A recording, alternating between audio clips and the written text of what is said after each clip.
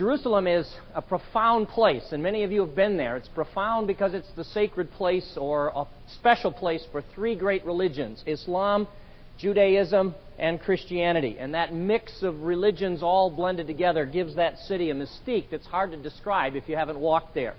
In fact, it's so powerful that many people who are there for the first time have a problem handling it psychologically. And I'm not kidding. There's a whole institute just outside of the old city, and I understand a waiting list to get in for people who get to Jerusalem and decide that they are the Messiah. And I'm not kidding. It's a whole institute that deals with people who get a Messiah complex when they get to the city of Jerusalem.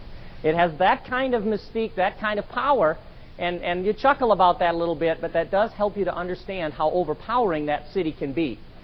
But I think for us, what for me at least, what makes it significant is not simply that mystique, that religious sense of what a profound place that was throughout history, but I think what makes it so powerful to me is that if you understand it, its location, the various stages of its history, the different structures that were built there over time, if you understand those things, then what happened there really comes to life in a profound way, like other things do from the Bible if you put them in their geographical setting. So we'll turn to the city of Jerusalem over the next several weeks and try and understand that better. I'd like to begin by referring you to the map on page 28. I think you've got several of these. I'll give you another one next week. People write on them and they like to keep a fresh one now and then. But I know on page 28 is one of these maps. And if you would turn to that, let me just point out a couple things about the city of Jerusalem. One of the things that's going to happen for the next several weeks, and I know this is going to be terribly hard for a number of you, we're going to spend a whole lot more time looking at slides and less overheads, which means the lights are going to be dimmed way down, and you note takers who are just going to get every word down are really going to struggle in the darkness. But write big, and you'll be able to figure it out, I think, when you get home. But we're not going to spend nearly as much time on these overheads, so the lights are going to be down quite a bit more over the next several weeks. Now, if I can just point out the geographical regions that we studied, and we will get back to geography. You remember we studied the Negev down here, and we studied the Judea wilderness up along the Dead Sea and the Jordan River. If you remember, this band here, like this, we called the Rift Valley. It goes all the way from the Sea of Galilee to the Dead Sea and thousands of miles down into Africa besides. Now, the eastern slope of the mountains that go down into the Rift Valley here are called the Judea wilderness, or the Judah wilderness. That is very significant to the city of Jerusalem, that wilderness is so close, and I'll try and focus on that a little bit tonight. Then we get into the block in the middle of the country, if you remember, this area here called the Judah Mountains, or Hebron Mountains, Judah Mountains, Jerusalem Mountains, Bethel Mountains, Samaria Mountains, if you name each of the blocks. But the mountains in the center of the country, and then out to the Shephelah and the coastal plain that we covered the first few weeks of our class. But notice that Jerusalem is located in the Judah Mountains, not very far from where the Rift Valley begins. In fact, if I had drawn this a little bit more accurately, more carefully, I really should have moved this line here to the left, to the west, just a little bit, because Jerusalem stands at the high point of the Judah Mountains, where they begin to go downhill until they're 1,500 feet below sea level down here at the Dead Sea. But the thing I wanted you to see is that the Judah Mountains, fertile area, are immediately bordered by the Judah wilderness, and that's going to be part of the setting of what we look at tonight. The Judah wilderness here in the Rift Valley, then the Judah Mountains, and Jerusalem located in those mountains. One other comment, and then I'll show you the outline of what I want to do tonight, and then we'll go to pictures of what I want to see, or what I would like to have you see. One of the things about Jerusalem is that it is not strategically important, and that is kind of surprising to people, a city that's mentioned that often, that's so significant in the Bible. People, it is strategically insignificant. It is, how do I say this nicely? It's like living in Hamilton. It really is. I mean, it's way out of the way, it's way off the beaten path, and you don't have to go through it if you don't want to, in a way. And that's Jerusalem. Jerusalem has no strategic significance at all. It was built where it was built because there was a source of fresh water, and there was a hill that could be defended, and that source of fresh water actually ran out of the side of that hill. You put those two things together in the Middle East, a defensible location and a source of fresh water, and you're going to have a city. The city became significant primarily because of what God did there, first with Abraham and the sacrifice of Isaac, which took place on that mountain, apparently, according to Second Chronicles, And second, because of what David did in terms of turning Jerusalem into the political and religious capital of his country. Its strategic significance doesn't matter, even to this day. No main roads go there. It's hard to get to. Its significance is totally in terms of the religious things that happened there, including what happened in the life of Jesus. So, we'll go to the city of Jerusalem. Let me show you what I have for an outline tonight so that you can follow a bit. I don't plan to keep putting this up here, but I would like to just show you. I'd like to spend a few minutes at the beginning talking about Jerusalem's topography. I'd like to have you understand how Jerusalem lies on the hills where it is, so that you can name the hills and name the valleys. And this is pretty routine.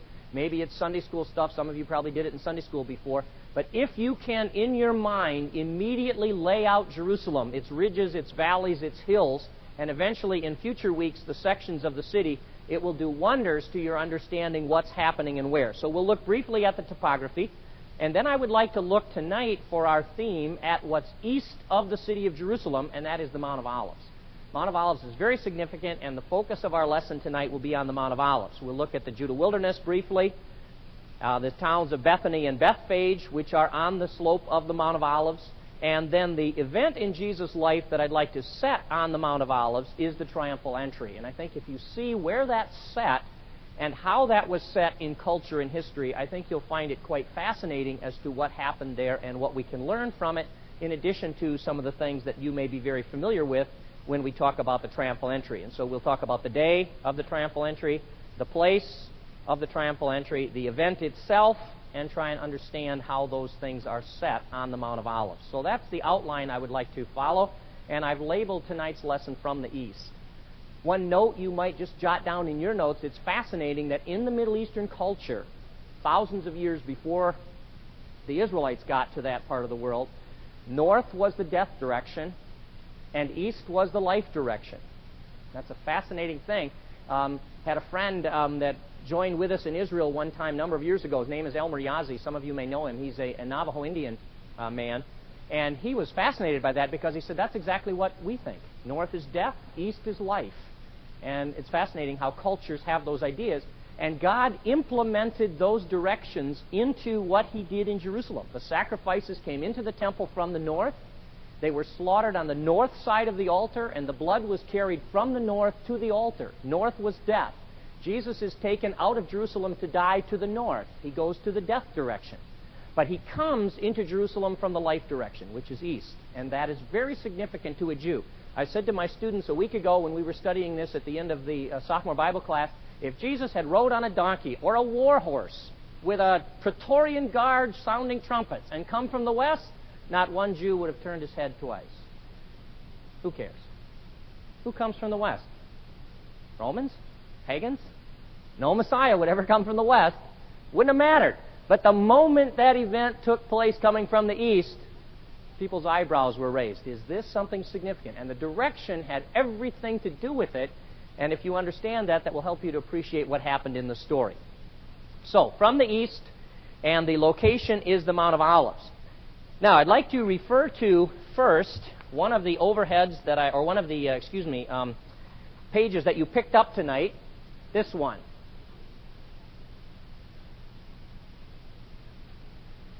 And I believe that's on page 84. Is that right? Good. Page 84.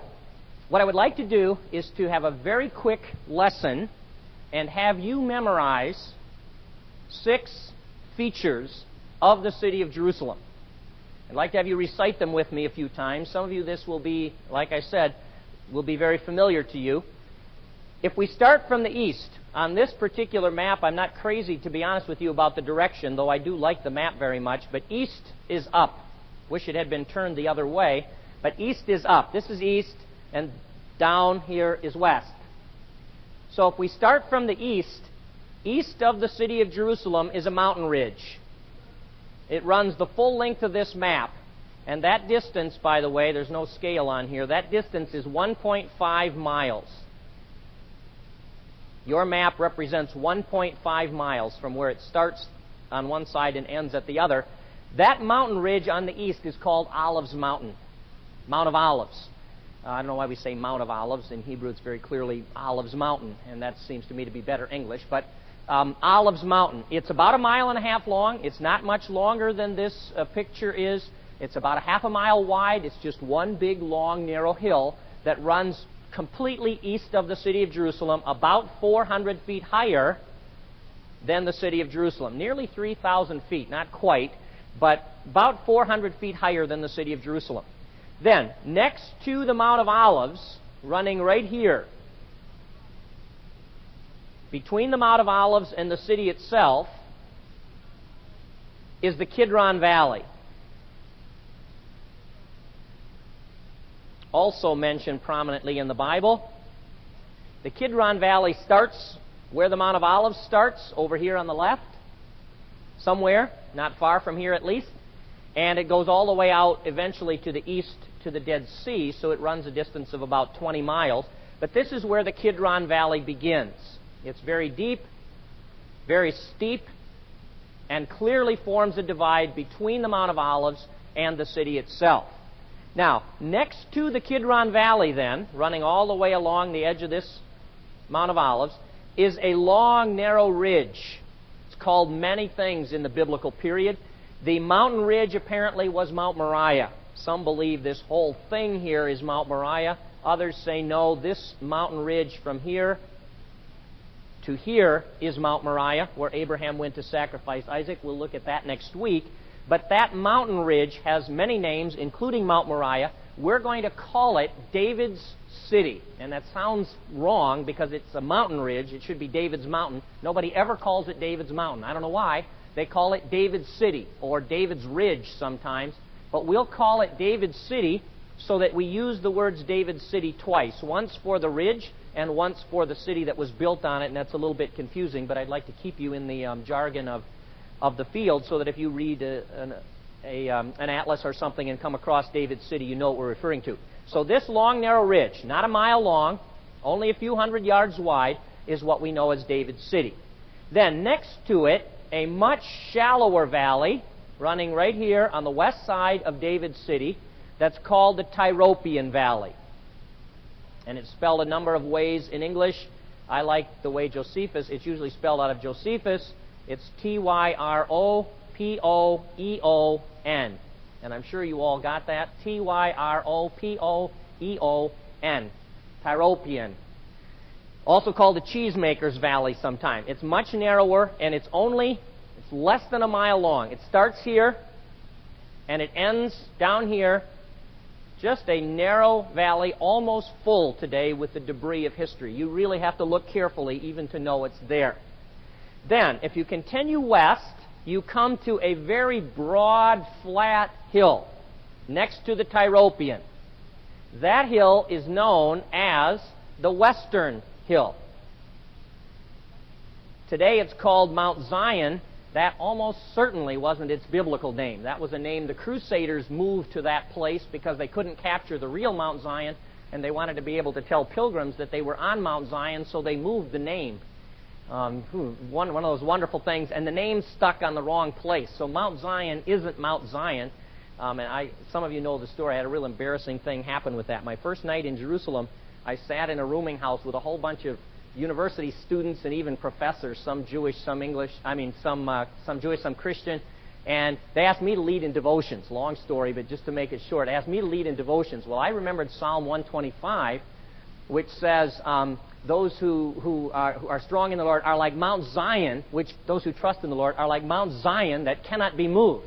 And so I shared how wonderful it was to be sitting on Mount Zion, this unmovable, unshakable mountain. And they all listened and politely prayed. And afterwards, when everybody left, the man next to me was a professor, it turned out. He turned to me and he said, I really thank you for those devotions, but I got to tell you something. He said, this isn't Mount Zion, it's been moved. And that's the way my time there began. So that one always stuck with me, and I've been against the Crusaders ever since. So the Western Hill here refers to that broad, flat hill, a little bit higher than the Temple Mount. And then the last feature, the sixth feature, is a valley that starts again about in this area, actually has a small fork like this, and then comes down this way, all the way here, and ends right there. And that's called the Hinnom Valley, or in English we would say the Valley of Hell, and we'll look at that in future weeks as well. So now what you have are the 6 features that I really would like you to memorize. And honestly, if you memorize these and begin to put pieces of the city where certain biblical events happened onto this map, I promise you, if you do that diligently, there will occasionally be new insights that you never thought of before.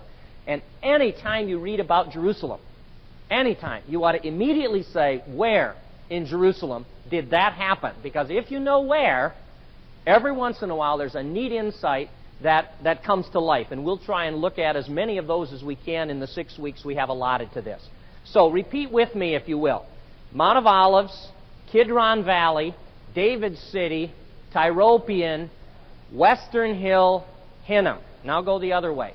Hinnom, Western Hill, Tyropoeon, David's City, Kidron, Mount of Olives. Now, honestly, if you remember that, you know about 6 times as much of the geography of Jerusalem as I knew when I finished my master's degree in seminary.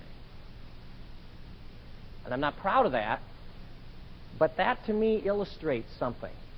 And that is how little my tradition, and maybe there are seminary students here who know far more because I didn't go to the seminaries that many of the local pastors did, but it's amazing to me how you could study the city of Jerusalem to the point of a master's degree in theology and not know the 6 geographical features of the city.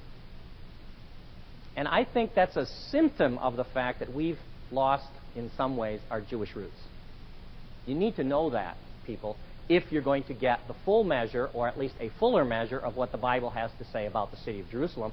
And so, at this point, you know more about the city of Jerusalem than I did at that particular point. So, Mount of Olives, Kidron Valley, David's City, Tyropoeon Valley, Western Hill, and Hinnom Valley. Now, let me just show you one more. And you don't have this one, but it's a different map of the same thing. And I like this view a little bit better because it lets east be in the right direction for a map. Here you see the Mount of Olives, the Kidron Valley. Here it's called the Central Valley, which is a British archaeological term that isn't used very often in the Middle East. But we called it the Tyropoeon Valley, and then the Western Hill here, and the Hinnom Valley, and you see again how that location is found. Now, just for your background information, and I promise you we will study this in future weeks, Jerusalem began with David's city on David's City Hill, right here. Solomon expanded it to the north. Hezekiah expanded it out onto the Western Hill. And then Herod ended up doing, and I'll make sure you have one of these in future weeks, Herod ended up doing something like this, so that the city of Jerusalem no longer was simply David's Hill and the Temple Mount next to it, but crossed the Tyropoeon onto the Western Hill and then continued a long ways up to the north, adding as it went to the north, because of course this valley and this valley and this valley had cut off development to the east, to the south, and to the west. So that's Jerusalem as it looked in Jesus' time, and we will take that systematically. Next 2 weeks we'll do the Temple Mount, then we'll do David's city and the lower city, we'll do the upper city, and in 2 weeks we'll do the new city and the business district. And I think that way systematically we can go through the city of Jerusalem, and by the time we're finished, these 37 things that you see scattered around here, you'll know so well that if you do your homework, somebody will say upper room, and you'll go right to the map and say about there. And that'll be helpful. It really will. And I think it will pay off as you study the Bible and the events from the Bible. But what I would like to look at tonight is the eastern ridge called the Mount of Olives. So I'll turn this off. Don't think I'll use that again for a while. And if we could have the, you know what? I never did get the changer here.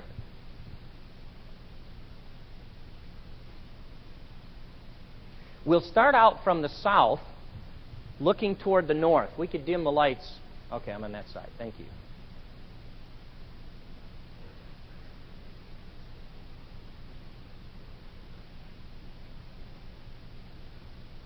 There we go. We're going to, yes, thank you.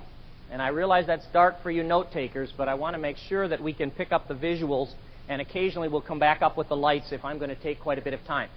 I'm to the south of the city of Jerusalem on this slide, and I don't expect that this is going to make a whole lot of sense yet to those who haven't been there.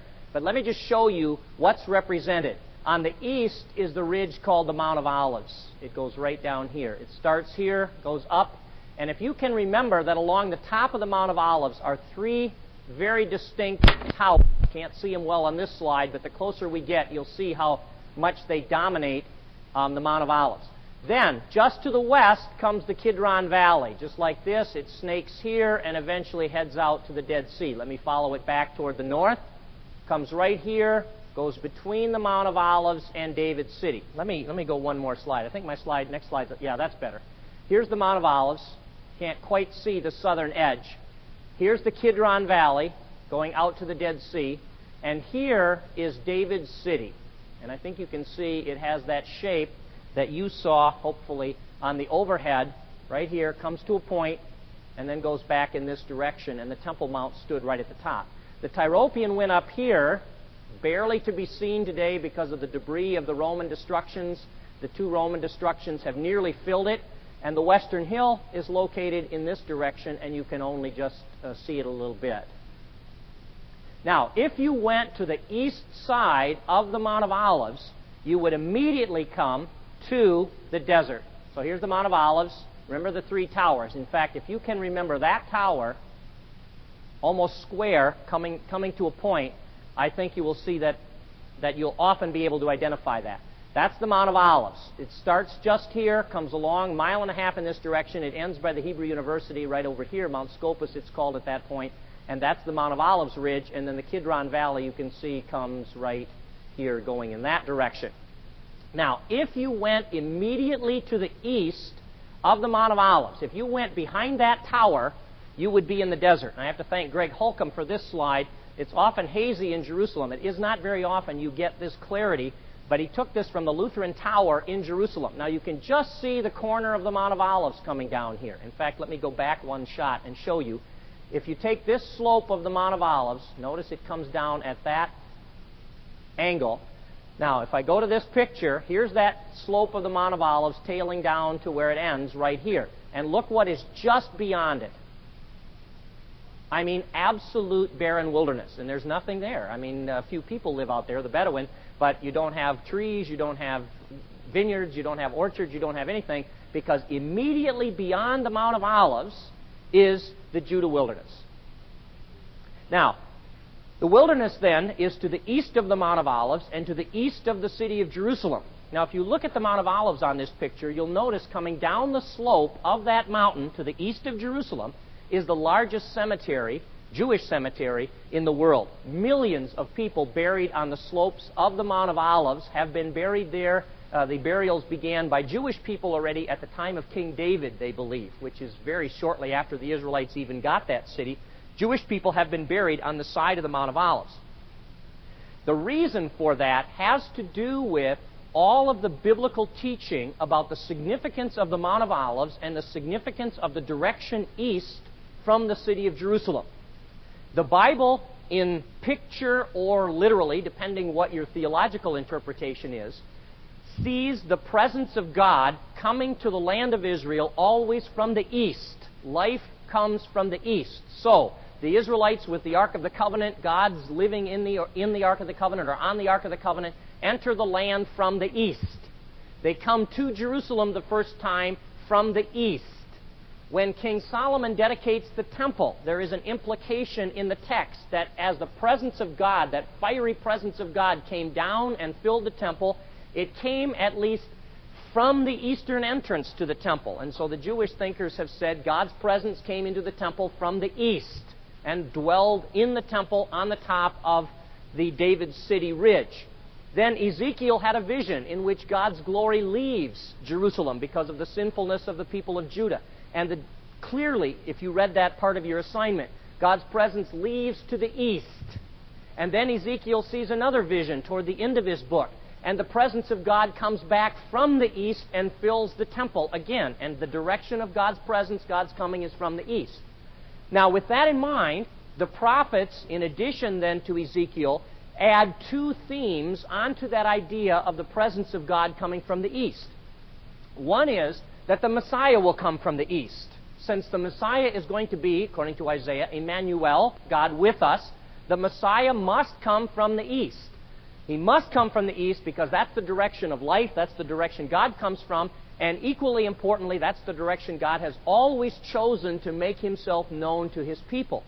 Now, Isaiah clearly says that in Isaiah chapter 40, because Isaiah writes, or says, and then it was written down, prepare in the desert, the wilderness, the way of the Lord.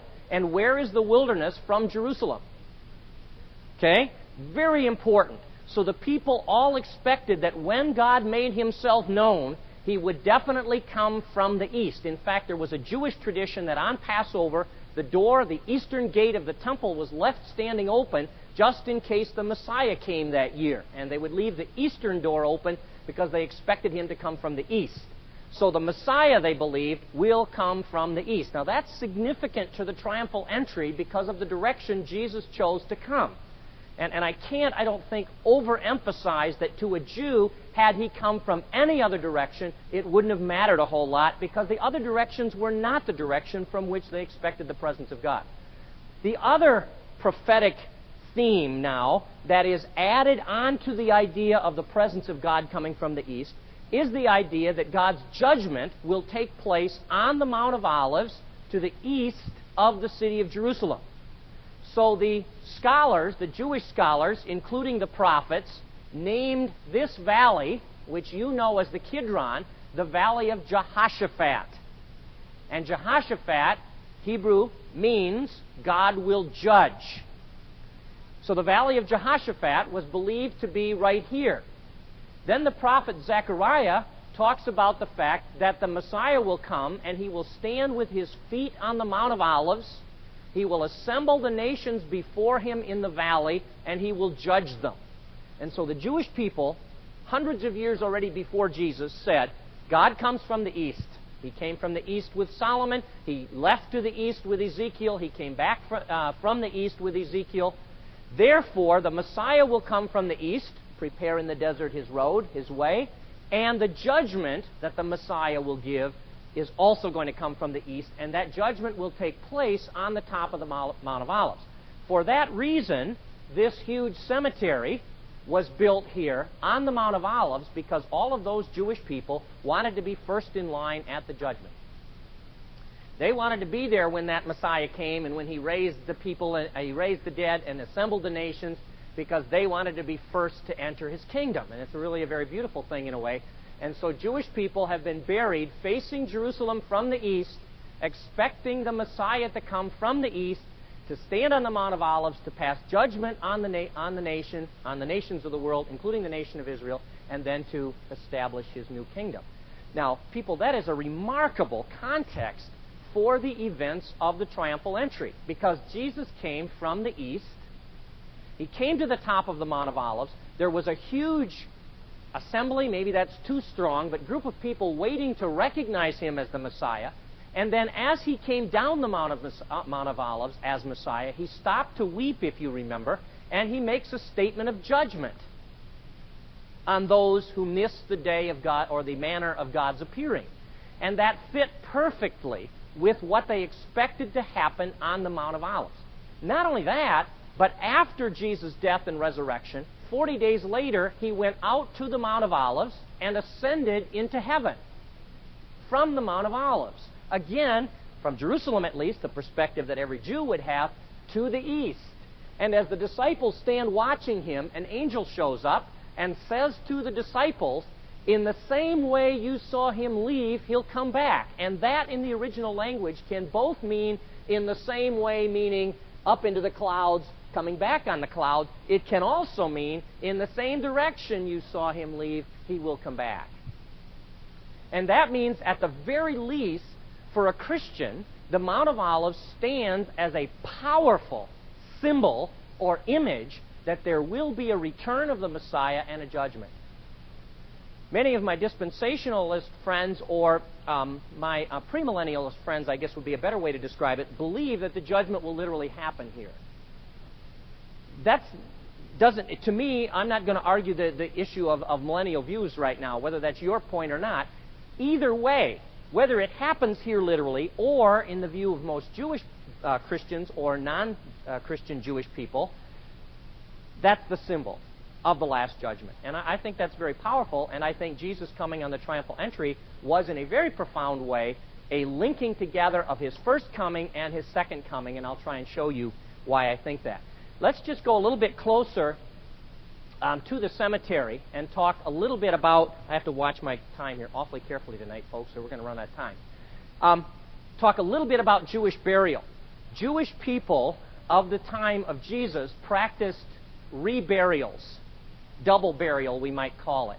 When a person died, by Jewish law, the body had to be put into the ground within 24 hours. Or some of the rabbis said by sundown the day the person died. If they died at night, by sundown the next day.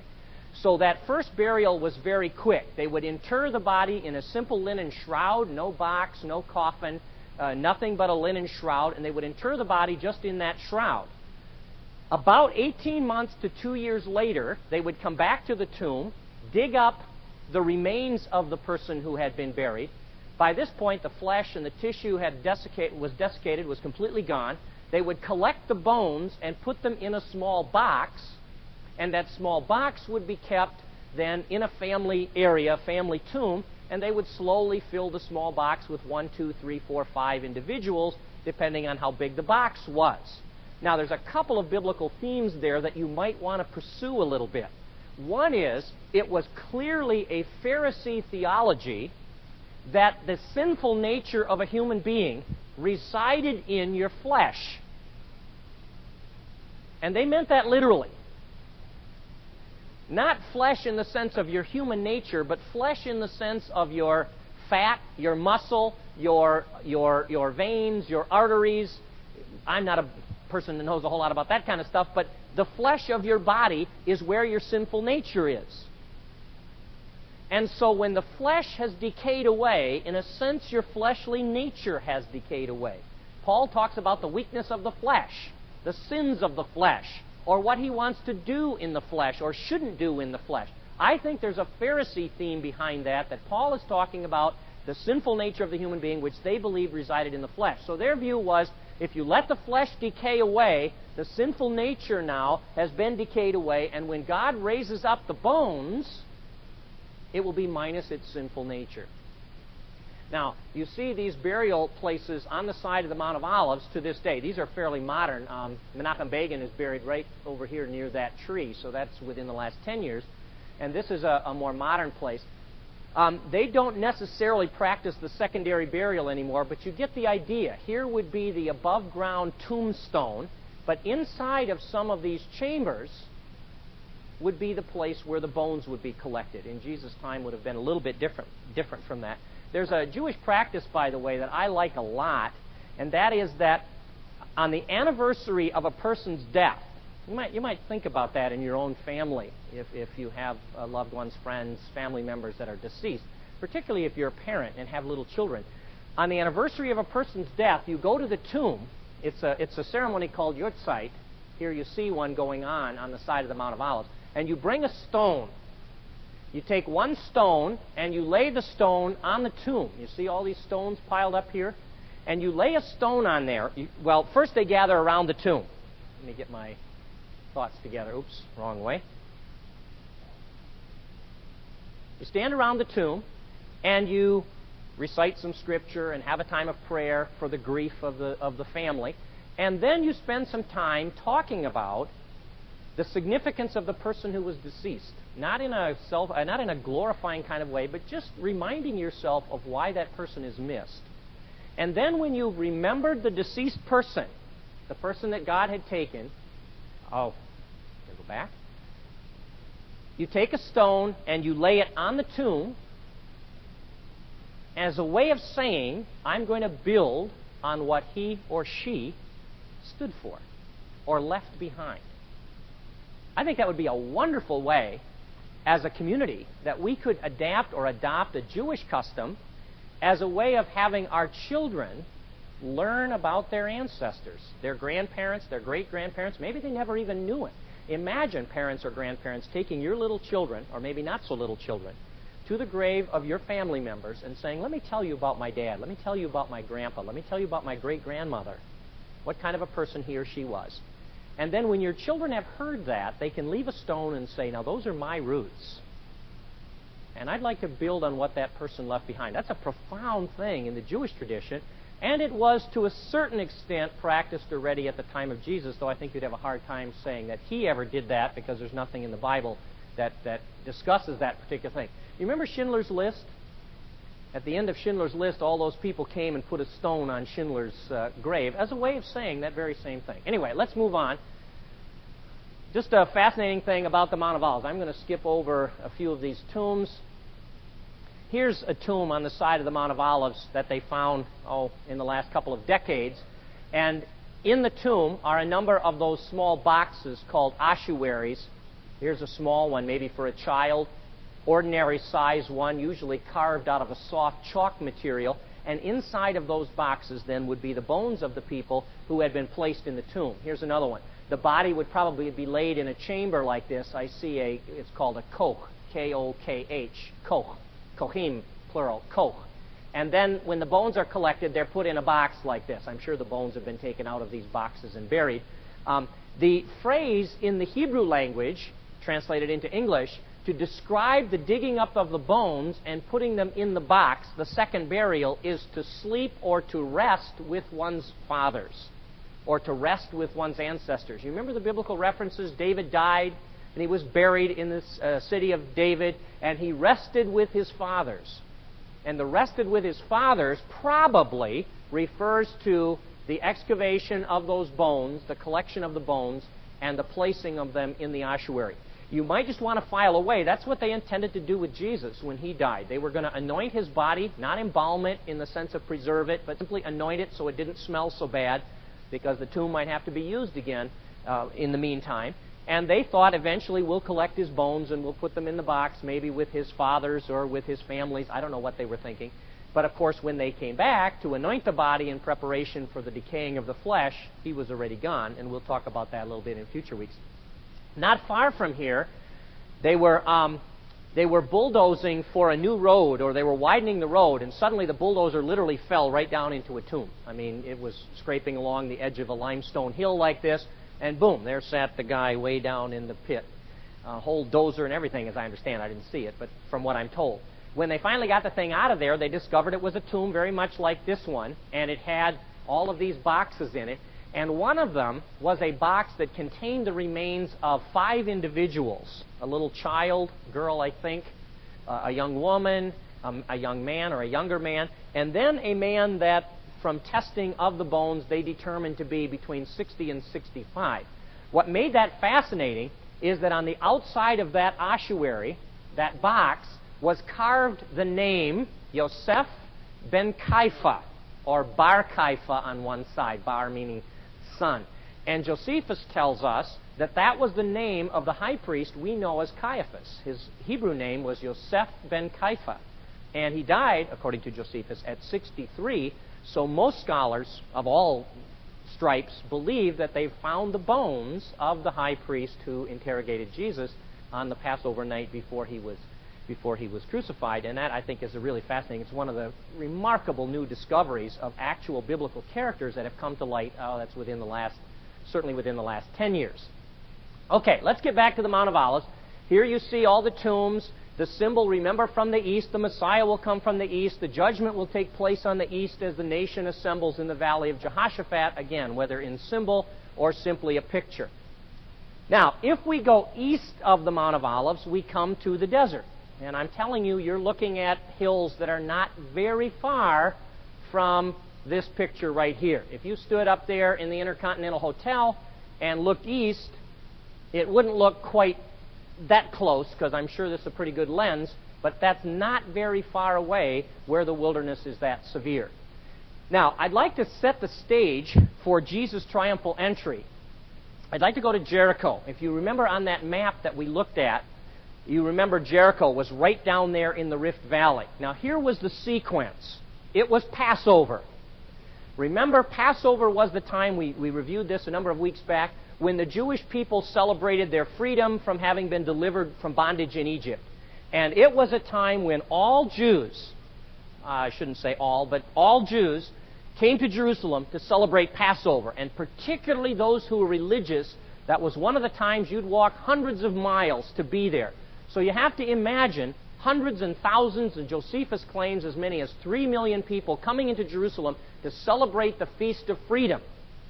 Now, a lot of them came from the east, because the main road from Galilee to Jerusalem followed the Rift Valley all the way down to Jericho. Near the oasis of Jericho here, you see the oasis, you made a right turn up through the Judea wilderness and on into Jerusalem. Now, that was the route Jesus and his disciples were taking. They came down into Jericho. They met a man named Zacchaeus, Zaki, if you want his Hebrew, Zacchaeus, if you want his Hebrew name. The Greek is in the New Testament, Zacchaeus. And you remember he invited Jesus to his house. While Jesus was in Jericho, about a week before the beginning of the Passover season, he got word that his friend, Lazarus we say in English, had died in Bethany. Now, if I can ask just a minute, if I could ask Kathy just to turn the slide off for just a second, I'd like to show you up here where Bethany is located. I'd like to show you on both maps, if I could. Bethany is located immediately east of Jerusalem, almost directly east. That's good. Almost directly east of Jerusalem here. In fact, if you had out this map, and here's the Mount of Olives, you could say, make sure you can see this one, if this is the ridge, the top of the Mount of Olives, you could say Bethany is out here, just down the slope behind, and Bethphage is on the front of the ridge. So Bethphage is on the west side of the Mount of Olives. Bethany is on the east side of the Mount of Olives, almost directly across from each other, about a quarter of a mile apart, about 3 city blocks apart.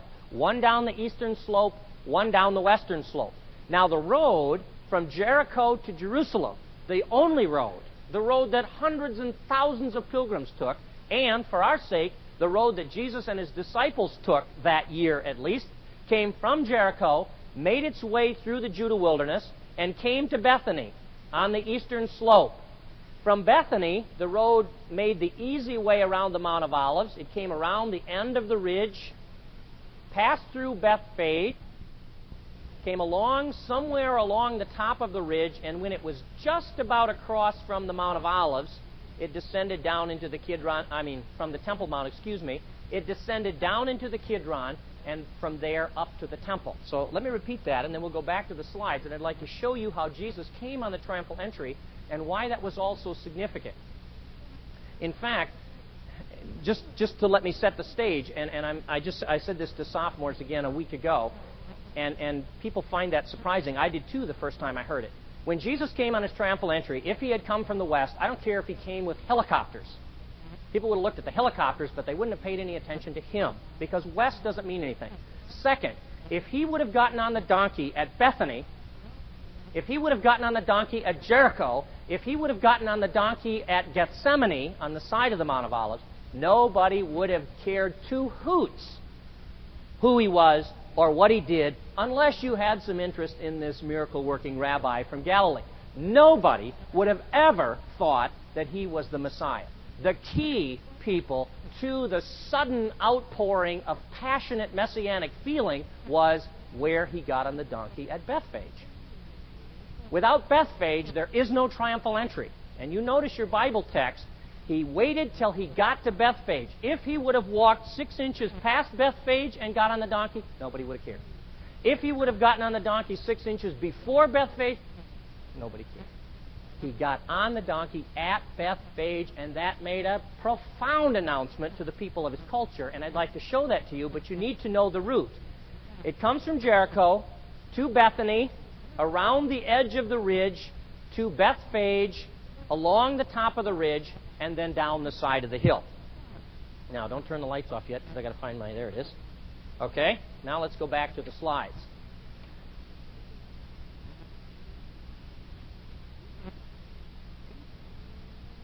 No, I got it. Should have this thing tied onto me somewhere. Okay. Now, we'll start at Jericho, and we haven't time. There's a few folks here I had to show this to, because one of the most profound experiences for many when you visit Israel is to take all or part of that walk from Jericho through the Judah wilderness on what we've called the Jericho Road. I don't know that that was the ancient name for it, but we call it that today. And it's such an absolutely unbelievable experience. There's Jericho, and here, believe it or not, is the road. And I can't tell you that Jesus walked on that stone, but I can tell you that that road hasn't moved much. And to walk through that desert on that road, and to imagine hundreds of thousands of pilgrims on their way up to Jerusalem, mostly single file, thousands of them, a million maybe, came from Galilee, all had to get through there in a week. Just packed. And in the crowd, you had Orthodox Jews from Galilee, the strong, God-fearing Pharisee types like Jesus and his disciples. You had zealots who looked just like the Pharisees, but under their robes they had the short little swords, and they went walking that road looking for a Sadducee to push off the edge. Or, I'm not kidding, or look for a Roman that they could come up behind and knife him. Or look for a Samaritan that they could do in, because those zealots came to Jerusalem on Passover looking for some way to strike out against the oppressors, because they believed that God wanted them to take the kingdom by force. They're all walking on this road. And up the road they go, through the most unbelievable barren wilderness you can ever imagine. Hot. And there's the road. Makes for a fascinating walk, especially when you think about the fact that as he walked, and you don't want to slide too far off the side, it goes down a long way someplace, but as he walks along the road, Jesus knows that every step he takes is one step closer to the cross. Because he's already told his disciples, I'm going to Jerusalem to be crucified. And he walked along. And one of the most profound things for me about that whole thing is that as he's walking, according to the Gospel of Mark, his disciples are behind him arguing about who's going to be number one. And here he is, on his way to give his life, no less. And his Talmidim, his students, are caught up in who's going to be the greatest. I don't know about, Jesus was perfect, and I would never compare myself to him in that sense. But as a teacher, to think of having taught your students for 3.5 years that the kingdom will come by loving your neighbor and loving your enemy, and then on the way to the final exam, all the guys are arguing about who's going to be number one, it would drive you crazy. You'd fail the whole crew. And somehow he kept going. I remember when we went, here's the road again. Dr. Dobson walked along the road, and he was just really overcome with, why didn't Jesus just walk off? Why didn't he walk off into the desert? He could have climbed one of these hills and he'd have been gone and the whole thing would have been finished. But no, he was committed to you and committed to me, and so people today, the modern pilgrims, try and walk a bit on that road, although you don't see too many normal folks walking along the road. But it is, I'm telling you, a profound experience. Now, as you come along the road, suddenly in the distance, you see a mountain ridge. And that mountain ridge, at least from here to here, is the Mount of Olives. And if you remember the tower I kept telling you about, it's right there. But now we're on the east side. And down the slope of the Mount of Olives was the town of Bethany, where Jesus' very good friend had been recently laid in the tomb. And here's a shot of Bethany as it looks today. And there's that tower again, except now you're east instead of west. So Jesus stopped in Bethany, met Martha, said, Martha said, if you'd have been here, he wouldn't have died. And Jesus said, Martha, you get an A. What a good student, what a good disciple you are. You're right, and I'm going to raise him from the dead. And then Mary came and said, Jesus, if you'd have been here. And Jesus said, Mary, that's good. You get an A too. You learned your lesson. And this was done, that you will see the power of God, for I am the resurrection and the life. After telling those two sisters that he was going to raise their brother, and they were probably single women. Oh, I hate the watch. Fortunately, with the time down, nobody can see their watch, so I can go for a while tonight.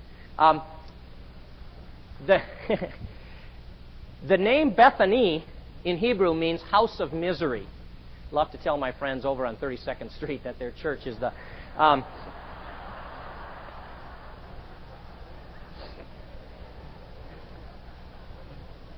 It's not as bad as it sounds, though, because the idea in Hebrew is house of misery means it's a place where people go when they're miserable to find comfort. And was probably a leper colony. Two reasons for that. One, the word Bethany, house of misery, was on occasion used to describe the leper colony in a certain area, a place where miserable people who were just miserable with this leprosy went to find comfort with people who were suffering like they were or people who cared about them. The other thing is, a leper town only had lepers in it. You didn't have ordinary people without leprosy and people with leprosy living together. Leper colonies were isolated towns. And since Jesus went to the banquet of Simon the leper, who lived in Bethany, it is possible that Bethany was a leper colony. If so, you have to assume that Mary, Martha, and Lazarus were somehow connected to leprosy. Either they'd had it, or they were involved in a ministry to those. Some have speculated, some Jewish scholars, since there was no man in the family, Lazarus seems to have been the only male in the household. Maybe the man of the family had died of leprosy, and they remain, we don't know, but at least it raises an interesting possibility. But Jesus came there. He told the sisters he was going to raise their brother from the dead. Then he went and stood in front of the tomb after saying, I'm going to raise him from the dead. And as he looked at the grieving people, weeping for that young man, or that man, however old he was, our Savior cried. Powerful, powerful words in the Bible. Not crying for Lazarus. He was going to raise him from the dead. He'd already said that. But crying because his great, compassionate heart just ached for those poor, suffering people who had to experience such pain, that he could weep with them. And the Greek word there, you might note in your notes or in your mental notes, the Greek word there for weep means to sob quietly with the tears running down your face. No sounds, but to sob quietly. Now, that event of raising Lazarus, of course, made him instantly popular. The whole city went there. In fact, if you read the Gospel of John, you'll discover that the Sadducees plotted to kill not only Jesus, but Lazarus too, because they said the whole world is going over to him. I always chuckled at that passage. What good's it going to do to kill Lazarus if Jesus had already raised him from the dead? I mean, he'd just do it again. I don't know how that would have, but that's what the Sadducees were plotting to do. Now comes Palm Sunday. Now, to make a long story short, some of this you have to resurrect from a previous week. Palm Sunday, remember, was the 10th day of the month. Would someone care to shout out what day was the 10th day of the month during Passover season? Lamb Selection Day. Now, I say that to you for two reasons. One, Jesus chose the day the lamb was picked to make his appearance as the Messiah. And unless, again, you believe in a God of coincidence, that is not a coincidence. He's making a statement about how his messianic kingdom is going to happen. It may be coming as a triumphant king. He may be celebrated on a donkey fulfilling the prophecy of Zechariah. But Jesus is coming on Lamb Selection Day, the day everybody went out trying to find the perfect lamb for their Passover. Again, I say to my students, it's as if Jesus came into Jerusalem saying, pick me. I'm the lamb. Pick me. Now that's key to the day. The other reason I mention that to you is because it was Lamb Selection Day, one representative of every Jewish family had to show up in Jerusalem either with a lamb or to purchase a lamb. And that means that that day, though it's 4 or 5 days before Passover, was absolutely mobbed with people because everybody had to get there that day if they hoped to have a lamb that was appropriate to sacrifice. And so you not only need to imagine that Jesus is coming to announce he's the lamb, but you need to imagine that there are huge, huge crowds of people flocking. Now, let's review and try and understand why the triumphal entry happened and what that particular event meant and how we can learn from it. Let me just give you a quick summary. Number one, remember there's huge crowds of people, including those folks from the north called the Zealots, who were there to celebrate God's military deliverance, and hopefully this year the Messiah will come. Second, it's Lamb Selection Day. Third, Jesus has raised Lazarus from the dead, and the whole world has heard about it, so everybody is fascinated. The Sadducees are upset. Jesus is threatening their control of the religious system. The Pharisees, I'm not so sure what. We can talk about that another time. The Zealots must have been thinking, oh my goodness, imagine what a commander would do who could raise the dead. We could fight the Romans day and night, and whenever anybody was killed, he'd raise them from the dead. We go back to... It must have been wonderful for them. The Herodians must have been thinking, not another one of these. When are we ever just going to say the Romans are doing fine? And the Romans brought thousands of extra troops into Jerusalem for exactly such a contingency. And Josephus mentions several messiahs who came to Jerusalem before the time of Jesus and after the time of Jesus, stood on the Mount of Olives, and proclaimed themselves the Messiah.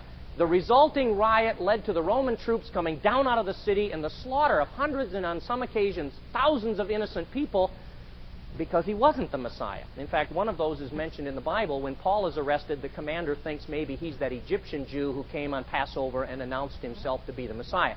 Now that's the stage. And Jesus is walking on the road from Bethany along the top of the Mount of Olives. Bethany would be, remember, right behind that tower. The road comes on the eastern side, gets to this side, and bends its way back now on the western side of the Mount of Olives, coming along the top. And then the key. So far, the crowd is curious. Here he comes. Talmidim are with him, maybe some of the women disciples, many who must have heard about his miracle. That's the Galilean. There he is. No kidding. I'd like to hear him speak. He must be, and you can hear everybody. But nothing happened. And then they get to Bethphage.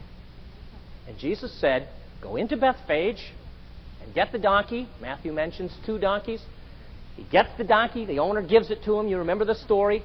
And Jesus got on the donkey at Bethphage. And the very next verse in the Bible, the crowd begins to chant and to wave palm branches. Now, what is it that turned a curious, admiring, unsure crowd about this Galilean miracle worker into a passionate group of people who are screaming, he's the Messiah? It's Bethphage. And let me tell you why. In the Old Testament, God had specified how far you could walk outside of your town on the Sabbath day. A Sabbath day's journey, we call it. Fine. That's easy to figure out. If you know how far you can walk and you know where your town is, you know how far you can go on the Sabbath day without breaking God's law. The problem came when the cities expanded as time went on, especially in the New Testament time, and people lived not only inside the walls, but just like urban sprawl in the Western world, people lived into the suburbs. Now the question is, where does the city start and stop? So those who were in the Orthodox tradition, the Pharisee, the Zealot, the Essene, not the Sadducee or the Herodian or the Roman, they didn't care, but the Essene, the Pharisee, and the Zealot, they put up signs around all the towns and villages that more or less said, welcome to Bethlehem, welcome to Capernaum, welcome to Chorazim. And when you got to that sign, you knew, now, this is where a Sabbath day's journey begins and ends, so you knew how far you could walk on the Sabbath day. Now, they didn't actually put up signs. But what the rabbis did was they selected locations to mark the Sabbath day's journey from the town. And according to the ancient rabbis, Bethphage is the welcome to Jerusalem. If you step past Bethphage, you're in Jerusalem. That's where Jerusalem begins. You mark your Sabbath day's journey from there. If you step out of Bethphage, you're outside of Jerusalem. So Jesus came. It's Lamb Selection Day. He's done great miracles. And there must have been folks who were thinking, you know, the Messiah comes from the east. He's coming from the east. In fact, I saw him at Jericho. He came through the wilderness, and Isaiah said, prepare in the desert, because that's where the Messiah will come from. He's coming from the desert. I walked with him last week. I saw him. He came from the desert. What about the prophecy of Zechariah that your king will come to you, Jerusalem, on a donkey? Well, he's walking. Now he gets, I'll paraphrase, okay, to over-dramatize, 6 inches from Jerusalem. And he stops. And the disciples must have thought, come on. When would be last in line at the lamb place? Nope. There he stood. Peter and Andrew Get me a donkey. You've got to be joking. We just walked all the way from the Sea of Galilee. That's 95 miles. You made us walk all the way and not go get me a donkey. And they did, and there he stood. And the donkey came, and right there, he got on the donkey, and then began the procession into the city. Now, people, in Jewish picture language, picture thought, you could not have made a stronger testimony that you were intentionally fulfilling that prophecy. Not only because you came from the east, not only because you came through the desert, but because the moment you got to Jerusalem, Jesus, who never in his life rode a donkey, normally, he's never mentioned riding a donkey, waited till he got right to the doorstep and then got on the donkey and rode in. And any Jewish scholar or thinker I've ever read or heard that I shared that passage with immediately said, well, he's saying, this is Zechariah. Get to Jerusalem and get on a donkey. And people, the crowd exploded. Immediately, the chant began. This guy's the Messiah. He got on the donkey at Bethphage and he rode into town. He is clearly saying to us, he is Messiah. And given what he did to his friend Eleazar in Bethany, I think he's right. And the chant began. Now, the key to the event was Bethphage, because that was the way Jesus declared, this is no accident I'm on a donkey, this is intentional. Now, he then goes along the top of the Mount of Olives. The chant begins somewhere along this top. The chant begins, Hosanna, or Hosanna, Hosanna, Hosanna. Now that's a wonderful Hebrew word. Comes from the Psalm, Psalm 128. It means deliver me, save us, deliver us. Hosha, save, deliver, free, redeem, na, us. It has very religious meaning, and certainly some Jews who chanted Psalm 128 in the variety of times it was chanted were saying, save us from our sins. But in history, remember, and I hope you can resurrect this from a few weeks back, originally that chant had been used at Sukkot to say, Hoshana, save us by giving us rain. And then came the Maccabees, and on Sukkot cleansed the temple, and Hoshana became not only save us from our sins, save us by sending us rain, but very clearly in Jewish minds, Hoshana became save us from our pagan oppressors. It was a political chant. People, it was a crucifiable offense. If I was a Jew and I walked up to the Roman garrison and began chanting Hoshana, somebody's going to come out and nail me to the wall. And I'm not saying that as a colloquial expression. I mean, they'll kill me. And even more directly, somebody begins to wave palm branches.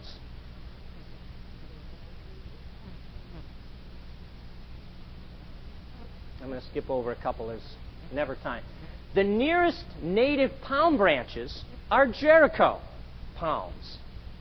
That was no accident there were palm branches there. They didn't suddenly say, oh man, we got a Messiah here, let's get some of these.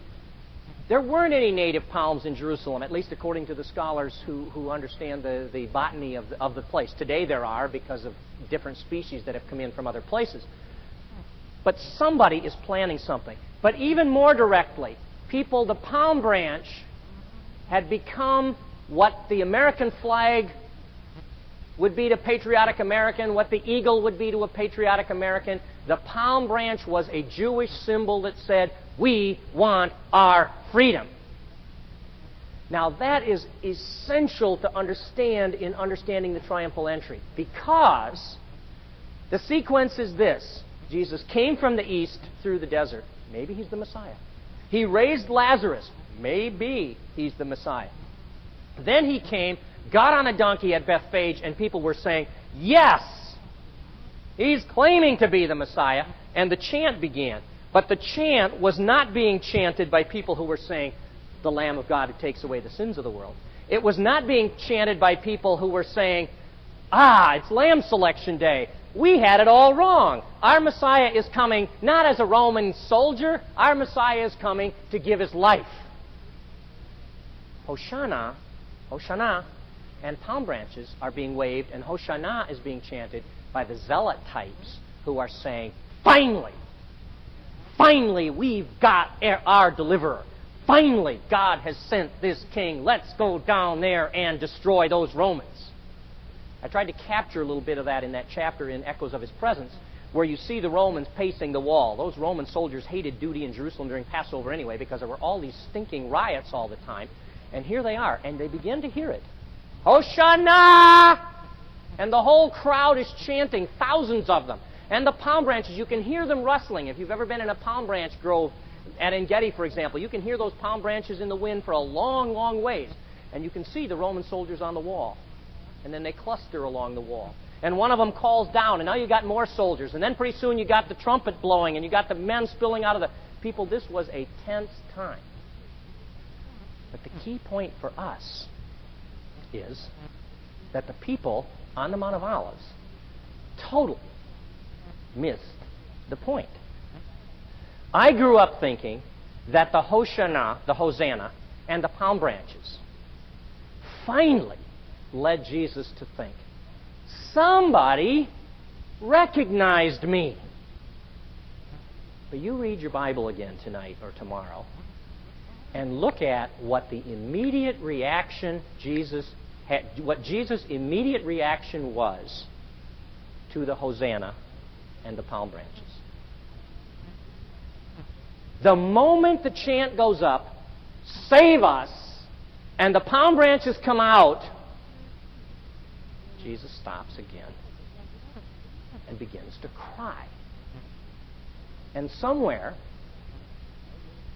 on the slope of that hill, maybe here's probably where the ancient road went. The traditional location where he stopped is here, mainly because if you go here, let me take you here a minute, there, that's the view of Jerusalem you have, more or less. But he stopped and began to cry.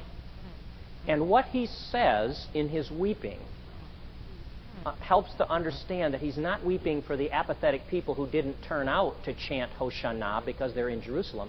He's weeping for the chanters. He says, if only you had recognized God's appearing. If only you had recognized what would truly give you peace, shalom. But because you missed me, they're going to build a wall around you, and they're going to throw you and your babies against the stones. In plain English, because you're looking for a military solution to your problems, because you're looking for the Messiah to be a zealot with palm branches and hosannas, you're going to get military. And it's going to be terrible. And the great compassionate heart of Jesus looked into the future and saw those religious Jews, zealots and those who liked them, saw their love for God, heard their misguided chanting, saw into the future somehow as to what was going to happen to them and to their descendants. And he began to cry. He cried. Except this time the Greek word to cry means to sob uncontrollably out loud. He broke down, people, and bawled because they wanted him to be something other than what he was. Now, I have a number of thoughts for you. One, it seems to me that we could, as Christians, rethink a bit what we do on Palm Sunday. I don't think we sing Hosanna for the same reason they did. I think when we say Hosanna, we're singing Save Me from the sins that beset me. I think the palm branches you process into your church with are a way of talking about the King of Peace. But in the culture, those two symbols led Jesus Christ to cry. Second thought I had is, it seems to me if you're going to have an evangelism emphasis Sunday, a mission emphasis Sunday, Palm Sunday would be the best Sunday of the whole year. Because that's the day when Jesus came and said, "Here I am. I'm the Messiah. I'm the King of the universe, but I'm coming as the Lamb to die to bring my kingdom. Pick me." And it seems to me that that's what Palm Sunday asks of you and me. Have you accepted Jesus for who he claimed to be? Or have we remade him into health and wealth? Or have we remade him into a political activist or a social activist? Or people, he came on Lamb Selection Day to be the King of the universe as the Lamb of God. And that, I think, ought to be the celebration of our worship. There's another thought, and I'll close with this one. And this one has had profound impact on me. And my students will tell you that I have a hard time even sharing it sometimes. Jesus was human. Divine, yes, but human. And so he cried. I'm sure he cried often. But the two times mentioned in the Bible happen 3 blocks apart. To a Jew, that's significant. It's the same location, and both people on the mountain of judgment. The first time, he cries quietly because his heart ached for the pain and the suffering and the hurt of his good friends. The second time, he broke down and sobbed uncontrollably because people missed who he was. My question or my encouragement to you is this: Jesus cries for every one of you and for me. The question we need to answer is, how does he cry for you? Does he sob the quiet tears of compassion because he feels your hurt? He feels the brokenness you face from time to time. He feels the grief when someone you love has died. Does he sit at a funeral with you and shed his tears because he loves you so much? It hurts him when you hurt. That's how he weeps for me. If he doesn't weep like that for you, then honestly, people, before God, he weeps the uncontrollable sobs of agony because you missed him. And I just pray, God, that as you celebrate the triumphal entry, that Jesus weeping would be the tears of compassion and love, and not because you missed him.